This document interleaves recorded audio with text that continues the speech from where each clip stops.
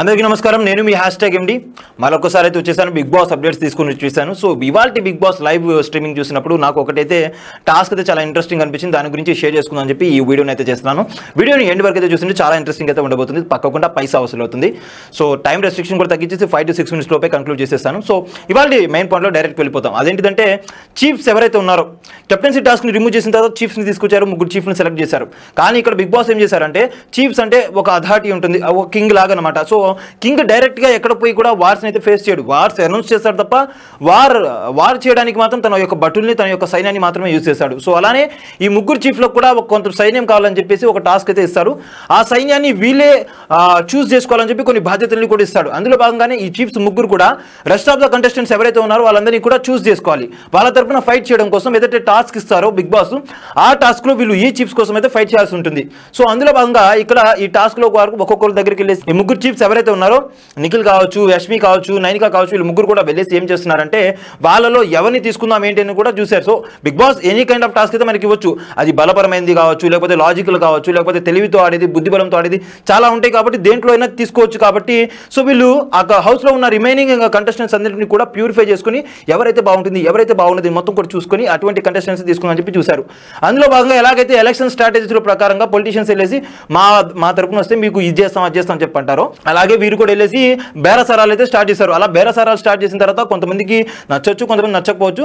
So ఒక్కొక్క కంటెస్ట్ని వీళ్ళు పిలిచి పోడియం దగ్గర నించోబెట్టినప్పుడు నా వైపు వస్తే నేను ఇలా చేస్తానని చెప్పి ఆల్రెడీ ముందుగానే వాళ్ళు ఫీడ్బ్యాక్ ఇచ్చారు. కాబట్టి వాళ్ళు కూడా మిగతా ఇప్పుడు ఫలానా కంటెస్టెంట్ నేను తీసుకుంటానని చెప్పంటే సో ఫలానా అభయ్ నవీన్ గురించి మాట్లాడుకున్నప్పుడు అభయ్ నవీన్ ఏం చేశాడంటే బయట మాట ఇచ్చాడు. అంటే ఏదైతే ఇప్పుడు చూస్ చేసుకుంటామో ఆ ప్లేస్కి వెళ్ళే ముందు నిఖిల్కి మాట ఇచ్చాడు, నేను నీతో పాటు వస్తాను, నీ వైపు నేను తప్పకుండా నీకు అసిస్టెంట్ లాగా ఉంటానని చెప్పి చెప్పాడు.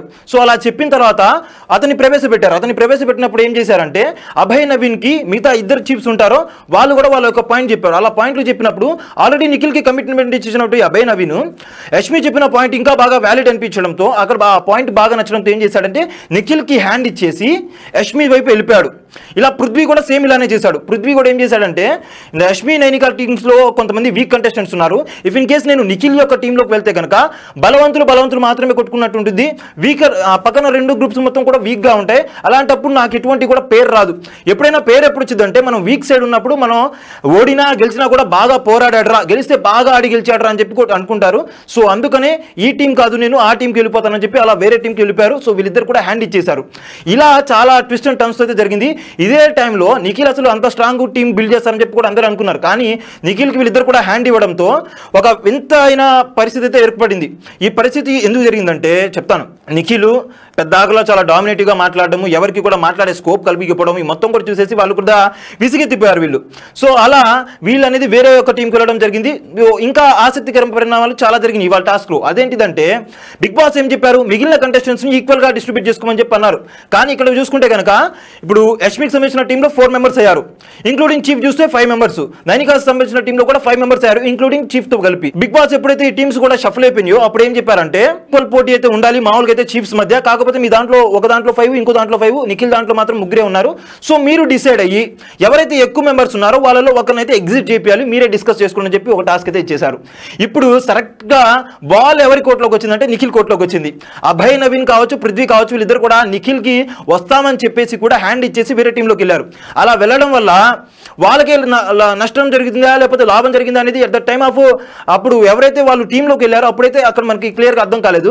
కానీ ఇప్పుడు మాత్రం తప్పకుండా క్లియర్గా అర్థమవుతుంది. అదేంటిదంటే అభయ్ నవీన్ ఇప్పుడు ఆ టీంలో కనుక డిస్కషన్ జరిగినప్పుడు అభయ్ నవీన్ ఎగ్జిట్ చేయమని చెప్పి అన్నారు అనుకోండి, అప్పుడు నిఖిల్ అతన్ని తీసుకుంటాడా లేదా, ఆల్రెడీ హ్యాండ్ ఇచ్చిన అతన్ని నిఖిల్ మళ్ళీ తీసుకుంటాడా లేదా, ఒకవేళ అతన్ని తీసుకున్నా కానీ ఈయన పరువే పోయిద్ది. సో ఇలాగా చాలా మైండ్ గేమ్స్, బ్లేమ్ గేమ్స్ చాలా అయితే ఆడుతున్నాడు బిగ్ బాస్. చాలా ఇంట్రెస్టింగ్ అయితే ఉండబోతుంది ఇవాళ ఎపిసోడ్ అయితే. సో ఏ టాస్క్ ఇస్తారో తెలీదు, ఎటువంటి ఒకవేళ టాస్క్ గెలిచిన తర్వాత ఎటువంటి ఎవిక్షన్స్ ఇస్తారో కూడా తెలియదు. నేను అనుకుంటున్న ప్రకారం ఏంటిదంటే చీఫ్స్కి తరపున వీళ్ళు పోరాడి కనుక గెలిస్తే కనుక ఏ చీఫ్ టీం అయితే గెలుస్తుందో ఆ చీఫ్ టీంలో ఉన్న కంటెస్టెంట్స్లో ఒకరినైతే నామినేషన్స్ నుంచి సేవ్ చేసే ఆర్ ఎలిమినేషన్ నుంచి సేవ్ చేసే అవకాశం ఉండబోతుందని చెప్పి నేనైతే అనుకుంటున్నాను. యాజ్ ఆఫ్ నో మనం చూసుకుంటే బిగ్ బాస్ సీజన్ 8 అనేది ట్విస్ట్ అండ్ టర్న్స్ చాలా ఉంటాయని చెప్పన్నారు, లిమిట్లెస్ అని చెప్పన్నారు. సో అది కూడా ఉండొచ్చు అని చెప్పి నేనైతే అనుకుంటున్నాను.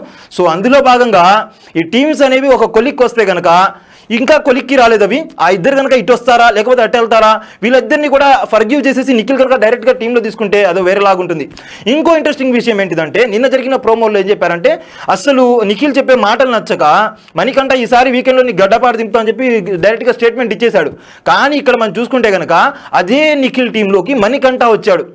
ఇది చాలా కోసం ఇప్పుడు టైం ఎప్పుడు ఒకలాగా ఉండదండి, ఎప్పటికప్పుడు మారుతూనే ఉండేది. నిన్న మన దాకా మనం తిట్టిన వాళ్ళమే ఇప్పుడు ఒకరి కోసం ఒకరు పోటీ పడి లేకపోతే ఒకరి కోసం మరొకరు పోటీ పడాల్సిన అవసరం అయితే ఉంటుంది. సో ఇక్కడ చాలా ఇంట్రెస్టింగ్ అయితే ఉండబోతుంది ఇవాళ ఎపిసోడ్ అయితే తప్పకుండా చూసేయండి. సో ఇప్పుడు యాజ్ ఆఫ్ నో టీం ఏవైతే ఉన్నాయో వీళ్ళు షఫల్ అయిన టీము, దానికి సంబంధించిన అప్డేట్స్ అయితే ఇస్తాను. నిఖిల్ టీంలో అయితే మనకి బేబక్క, సోనియా అండ్ నాగమణికంట వీళ్ళు ముగ్గురు మాత్రమే ఉన్నారు. ఇంకా నైనిక టీంలో అయితే మాత్రం ఆదిత్య ఓము, సీత, నబీల్ అండ్ విష్ణుప్రియ వీళ్ళు నలుగురు ఉన్నారు. యష్మి టీంలో అయితే పృథ్వీ, భాష, ప్రేరణ అండ్ అభయ్ ఉన్నారు. సో వీళ్ళలో వీళ్ళు ఒక డిస్కషన్ చేసుకొని కొంతమందిని ఎగ్జిట్ చేయించి వాళ్ళిద్దరు కూడా ఇటు వచ్చేలాగా చేయాలి, ఈక్వల్ కాంపిటీషన్ అనేది ఉండేటట్టు చేసుకోండి అని చెప్పి బిగ్ బాస్ ఇచ్చారు. సో ఏం జరుగుతుందో ఇప్పుడు నిన్నటి దాకా ఏం చేశారంటే ఇందాక దాకా ఈ చీఫ్స్ వాళ్ళ దగ్గరికి వెళ్ళి అడుక్కున్నారు. ఇప్పుడు అవే కంటెస్టెంట్స్ ఎవరైతే వీళ్ళకి అసిస్టెంట్స్ ఉందని చెప్పి అనుకుంటున్నారో వాళ్ళు ఎప్పుడు పోయి అడుక్కోవాలి, నేనుంటే నీకు అలా చేస్తాను ఇలా చేస్తాను, నన్ను తీసే మాకు నేను నీ వైపు ఆడతాను అని చెప్పేసి ఇప్పుడైతే నానా యాతనలు అయితే పడాల్సి వస్తుంది. మరి ఏం జరుగుతుందో ఎలా జరుగుతుందో అసలు బిగ్ బాస్ ఏం ట్విస్ట్ ఇస్తారో అది మొత్తం కూడా తెలియాలంటే ఎపిసోడ్ కోసం వెయిట్ చేయాల్సిందే. ఇప్పుడు యాజ్ ఆఫ్ నో అయితే లైవ్లో అయితే అది ఇంకా రివీల్ కాలేదు, టాస్క్లు కూడా ఇంకా రివీల్ కాలేదు. ఏమైనా రివీల్ అయితే కనుక తప్పకుండా వీడియో చేసేసి మళ్ళీ మీ ముందుకైతే వచ్చేస్తాను. అప్పటి వరకు మీ ఇంటితో పాటు మా ఇంటిపై అంటే మా ఇంటిపై కాదండి, మా ఛానల్పై ఒకసారి లుక్ చేసి ఉంచండి. మా వీడియోని టకాటాక్ షేర్ చేసేసి ఫైల్ కొట్టండి అండ్ పక్కన ఉన్న ఛానల్ని సబ్స్క్రైబ్ చేసుకుని బెల్ ఐకాన్ కూడా హిట్ చేసేయండి. Thank you for watching a video still and okay then see you bye. మీ #MD సైనింగ్ ఆఫ్.